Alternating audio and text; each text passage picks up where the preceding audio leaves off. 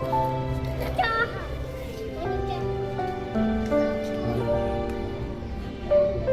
bye say à tôi vô côn say à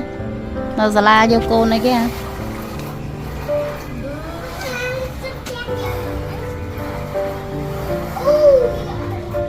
say ai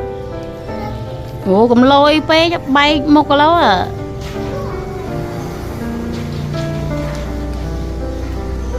thơm ngoan môi mới thơm mày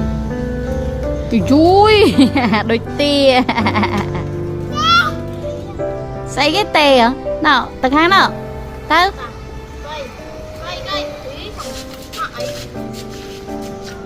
chà tôi phải xua mà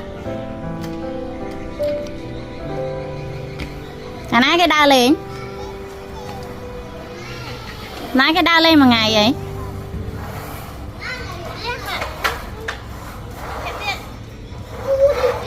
ô ô ô ô ô ô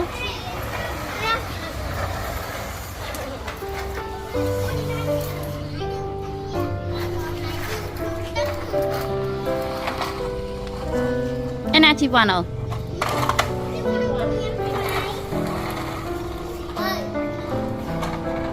nhà xoay nó lên làm rồi bỏ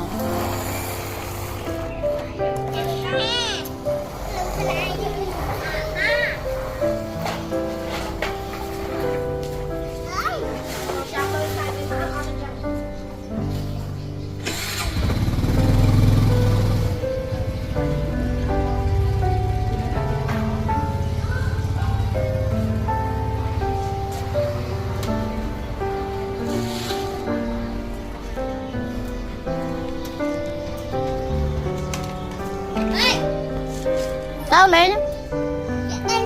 nó cái nó